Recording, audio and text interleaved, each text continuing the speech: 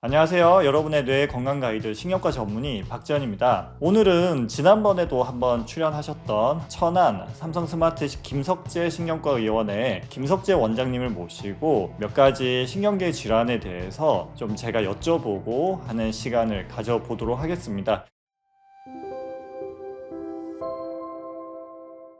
오늘 이제 첫 번째 시간의 주제는 소아에서 나타나는 하지불안 증후군에 관한 주제입니다. 안녕하십니까. 천안 삼성 스마트 신경과를 운영하고 있는 김석재라고 합니다. 소아에서 하지불안 증후군은 사실 보기가 쉽지가 않은데 소아에서 나타나는 하지불안 증후군은 도대체 어떤 병일까요? 일단은 하지불안 증후군이 어떤 병인지부터 말씀을 드려야겠는데요. 하지불안 증후군이란 병은 이 진단 이름 그대로 다리가 이제 불안하다, 불편하다 그런 느낌 때문에 야간에 잠들기 어렵고 자주 깨고 이런 증상들을 특징으로 합니다. 이 증상이자 이렇게 진단 기준이 있는데 4가지 주된 증상들이 있거든요. 첫 번째는 다리가 불편해서 움직이고 싶은 충동이 있다 이런 게 있고, 두 번째는 주무르거나 스트레칭하거나 발로 좀 이렇게 털어주거나 그래서 그런 행동을 하면은 좀 일시적으로 완화된다. 세 번째는 그런 움직임을 하지 않고 참으면은 이제 증상이 더 심해진다. 네 번째가 굉장히 특이한 건데 낮에는 거의 없거나 증상이 있더라도 경미한데 밤에 특히나 자려고 누우면은 꼭 스위치를 켠 것처럼 이제 시작되는 그런 경우가 아주 특징적인데요. 이런 4가지 증상이 하지불안 증후군의 증상이자 진단 기준입니다. 소아에서도 이런 하지불안 증후군 환자들이 성인보다는 이제 드물지만 다리가 불편해서 이렇게 찾아오거든요. 그래서 이제 뭐 소아 하지불안하고 성인 하지불안이 서로 다르진 않고 하지불안 증후군 증상이 소아에서 나타나면 소아의 하지불안 증후군이다 이렇게 이야기할 수 있겠습니다.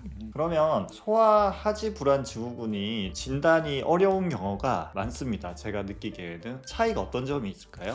일단은 뭐 기본적인 병의 특성 이런 거는 이제 동일한데 진단이 왜 어렵냐면 증상을 잘 표현하지 못해서 그런 거죠. 성인들조차도 와서 이제 다리가 불편하다 그러면 그 느낌이 어떤가요? 이렇게 물어보면 교과서적으로는 뭐 저립니다, 벌레가 기어가는 것 같습니다 이런 것들이 이제 많이 표현한다고 되어 있지만 실제로 임상에서 이제 환자들 와서 제일 제가 많이 듣는 거는 표현을 못하겠다, 말로 어떻게 얘기를 못하겠다, 불편한 거다 이 정도로 아주 좀 두루뭉실하게 하는 경우가 많은데, 아이들은 이제 그런 표현조차도 이제 어렵기 때문에 그냥 뭐 무작정 엄마한테 좀 막 주물러 주세요, 불편해요 뭐 이렇게 할 수도 있고, 보통 관찰력이 좋은 부모님들이 아이가 자꾸 주물러 달라고 하니까 좀 이렇게 찾아보시고 우리 아이가 혹시 하지불안 증후군인가 이렇게 해서 이제 데려오는 경우가 많은 것 같습니다. 제 경험상 하지불안 증후군이 진단 못 되는 제일 큰 이유 중에 하나는 다리가 아프다 불편하다고 했을 때 성장통으로 많이들 오해해서 그런 것 같습니다. 네. 심지어 소아과 의사 선생님들도 그렇게 착각하시는 경우가 많은데 성장통과 구분을 할 수 있는 팁을 좀 알려주시면 좋을 것 같아요. 일단은 성장통하고 이제 하지불안 증후군이 사실 좀 구분이 어려울 수 있죠. 이게 성장통은 말 그대로 통증이고 하지불안 증후군은 이제 통증보다는 불편한 느낌인데, 이것도 이렇게 좀 주물러주면은 일시적으로는 좋아지지만 계속 그게 반복되는 거죠. 이제 그런 식으로 이렇게 구분을 해볼 수가 있고, 제가 생각할 때는 가장 결정적인 감별 포인트라고 하죠. 치료에 대한 반응일 거라고 생각을 합니다. 하지불안 증후군 같은 경우는 뒤에 말씀드리겠지만 철분 주사하면은 거의 대부분 좋아지거든요. 치료적 진단이라고 하는데 그 치료를 했을 때 잘 들으면 이건 하지불안 증후군이고, 아니면 성장통일 수도 있겠구나 뭐 이렇게 구분할 수도 있을 것 같습니다.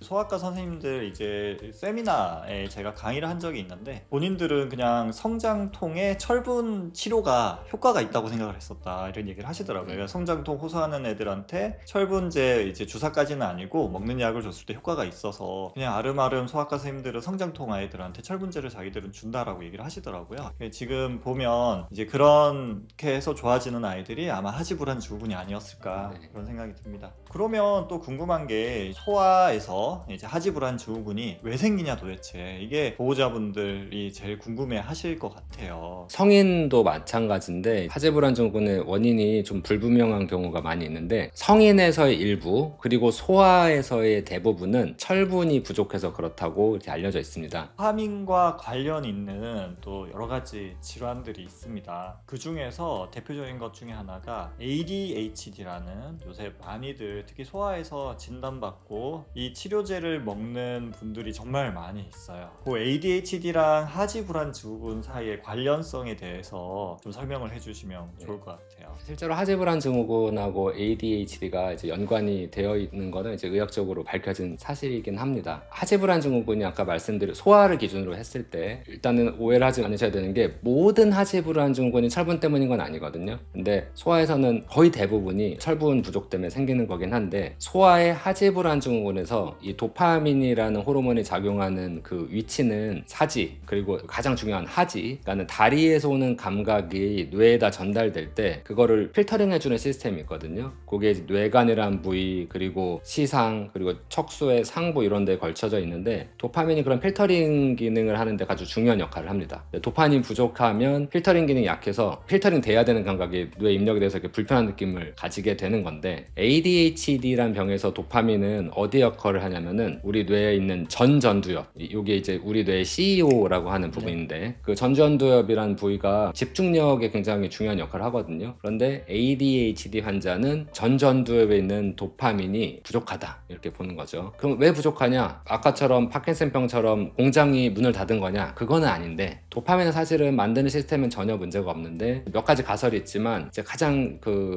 좀 이해하기 쉬운 가설은 도파민 이제 트랜스포터라는 게 있는데 도파민이 어떤 작용을 하려면은 신경세포들 사이에서 머물러 있어야 되는데 그걸 다시 이제 재흡수해주는 단백질이거든요. 그런데 ADHD 환자는 그 단백질의 역할이 너무 강해가지고 너무 빨리빨리 흡수가 된다는 거죠. 역할을 제대로 하지도 않았는데 불구하고 이제 그러다 보니까 집중력이 떨어지게 되고 이 ADHD란 진단을 뜯어보면 이 AD가 집중력 장애, 집중력 결핍 그리고 HD가 과잉행동인데 아이들이 이렇게 과잉행동을 하는 게 그게 어떻게 보면 ADHD 환자에서 어떤 보상작용이거든요. 도파민이 부족해서 집중력이 떨어지니까 이걸 막 이렇게 저렇게 막 행동을 해가지고 어떻게든 집중력을 좀 올리려는 그러니까 도파민 좀 분비를 이제 내적으로 시켜보려고 하는 거죠. ADHD 환자에서도 도파민 트랜스포터의 역할이 너무 세서 이런 병들이 생기는데 철분이 부족해서 생산량 자체가 약하면 조금 더 취약해질 수 있다는 거죠. 그래서 철분 치료가 하지불안 증후군뿐만이 아니라 ADHD 환자에서도 어느 정도 역할을 한다. 이제 그런 보고들은 이제 많이 있는 것 같습니다. 그러면 이제 우리 아이들이 다리가 불편해서 잠을 잘 못 자고 우리 애가 뭐 예민하다 이런 얘기를 정말 많이 하시는 것 같아요. 아주 어린 아이들도 그런 현상이 나타나는데 그러면 이제 병원에 가서 무슨 검사를 해서 우리가 진단을 어떻게 내려드리는지 설명을 좀 해주시면 좋겠습니다.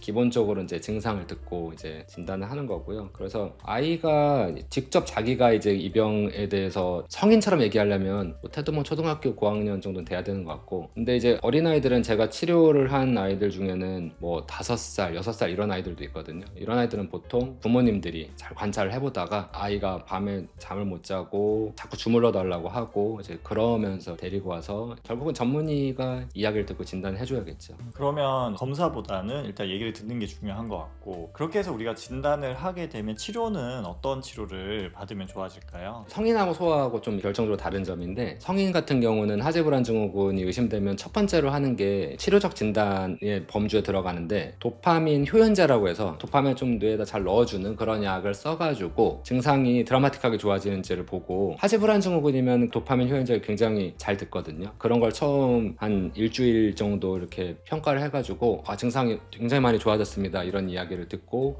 그러면 이제 이 도파민 효연제 잘 들으니까 이 병이 맞구나 이렇게 진단하는데 소아 같은 경우는 이 도파민 효연제를 쓸 수가 없거든요. 이제 금기라서 물론 아주 예외적인 경우 너무 심하면 이제 써볼 수는 있겠지만 보통 약을 줘서 이렇게 진단하지는 않고요. 철분을 주는 방법을 하는데 철분 같은 경우는 주사도 있고 먹는 약도 있는데 빠르면 한 4주 정도 그 다음에 경구약 같은 경우는 이제 12주 정도까지는 좀 기다려봐야 되는 게 단점이긴 합니다. 근데 이제 철분을 줄지 어떻게 줄지 뭐 이런 걸 보려고 이제 우리가 혈액 검사를 해가지고 몸 안에 저장된 철분이 어느 정도 있는지 페리틴이라고 하는데 페리틴 수치를 이렇게 측정을 해가지고 그리고 트랜스페린 포화도라는 것도 이렇게 같이 보는데 그 두 가지 수치를 보고 철분을 줘서 반응을 보고 확진을 하고 이렇게 하는데요. 소아 같은 경우는 말씀드린 대로 철분 주면 거의 대부분 좋아지거든요. 그런데 몸 안에 저장된 철분 수치 페리틴 수치가 낮을수록 반응이 더 빠르고 더 잘 나오고 반응이 나올 확률도 높고 그래서 저 같은 경우는 소아 하지불안 환자를 볼 때 페리틴 수치를 보고 100이 넘는다 그러면 거꾸로 저는 이제 이 환자는 하지불안 증후군이 아닌가 보다 이렇게 생각하기도 합니다. 저도 이렇게 치료를 해보면 제일 문제가 페리틴이 이제 100 이하면 주사를 하면 되는데 이제 100 이상이 될 때는 철분 주사를 하기가 좀 부담스러워서 제 개인적으로는 철분 주사 하기가 조금 부담스러운 경우가 있는데 그럴 때 그러면 치료는 어떻게 진행을 하시나요? 제가 소아 하지불안 증후군을 이렇게 지금까지 본 경험상 거의 대부분은 철분 수치가 100 미만, 거의 대부분 50 미만에 떨어져 있긴 한데 그래서 거꾸로 이제 100이 넘으면 아닌가 보다 그렇게 보는 건데 이게 아주 막 딱 떨어지는 환자들도 있지만 우리가 봐도